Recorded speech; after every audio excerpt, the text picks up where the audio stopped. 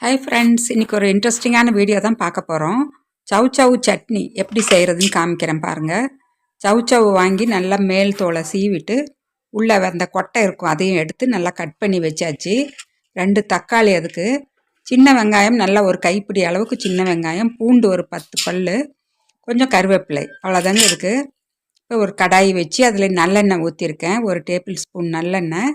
எண்ணெய் நல்லா சூடானதும் 1 டேபிள் ஸ்பூன் உளுந்து, 1 டீஸ்பூன் பெருங்காயம், கட்டி பெருங்காயம் இருந்ததுனால நான் போட்டேன். அதையும் போட்டு இந்த கருவேப்பிலையும் அதில் போட்டுடலாம். ஸ்டவ்வை லோ ஃப்ளேம்லேயே வச்சு கருகாமல் செய்யுங்க. இப்போ அதுலேயே அந்த பூண்டையும் போட்டுக்கலாம். உளுந்து நல்லா பொன்னிறமாக வந்தப்புறம் நீங்கள் ஒவ்வொன்றா ஆட் பண்ணுங்கள்.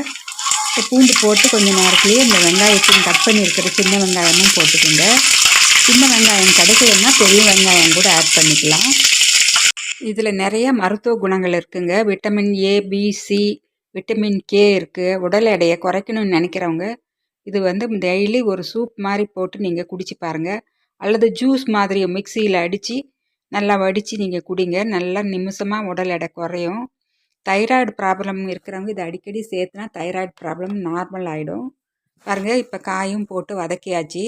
அதில் காரத்துக்கு நான் ரெட் சில்லி போட்டுக்கிறேன். உங்களுக்கு எவ்வளோ வேணுமோ அவ்வளோ போட்டுக்கலாம். மூடி வச்சு கொஞ்சம் நேரத்துக்கு ஒரு தடவை நல்லா திறந்து வச்சு நல்லா கிளறி விடணுங்க. அவ்வளோதாங்க. அதுலேயே அந்த சவுச்சவு நல்லா வெந்து வந்துடும்.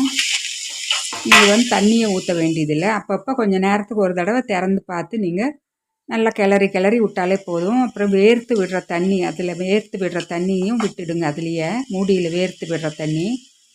இப்போ உப்பு, மஞ்சத்தூள் ஆட் பண்ணியாச்சு. உப்பு எங்களுக்கு தேவையானது 1 டீஸ்பூன் போட்டேன். மஞ்சத்தூள் ஒரு 1/2 டீஸ்பூன் போட்டாச்சு.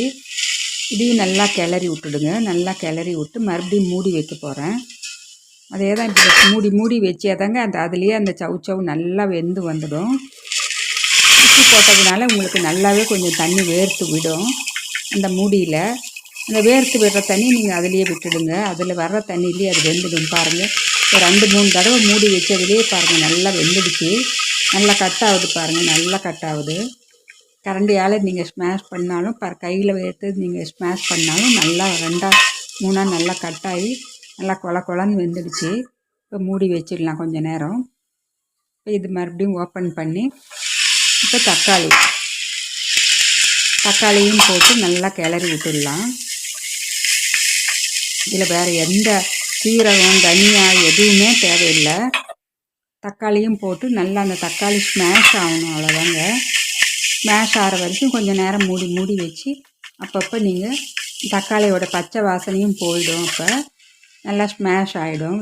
தக்காளி நல்லா வெந்து பச்சை வாசனை போக வரும். இப்போ சின்னதாக ஒரு புளி, சின்ன நெல்லிக்காய் சைஸுக்கு கொஞ்சம் புளியை நீங்கள் போட்டு ஸ்டவ் ஆஃப் பண்ணிவிடுங்க. நல்லா சூடு ஆறுனதும் மிக்சியில் போட்டு இது மாதிரி நல்லா ஒரு ஃபைன் பேஸ்ட்டாக அரைச்சி எடுத்துட்டா சவுச்சவு சட்னி ரெடி ஆகிடுச்சு. இது இட்லி, தோசை, பணியாரம், சப்பாத்தி எல்லாத்துக்குமே ரொம்ப செம்ம டேஸ்ட்டாக இருக்கும். ரொம்ப ஹெல்த்தியானதும் கூட.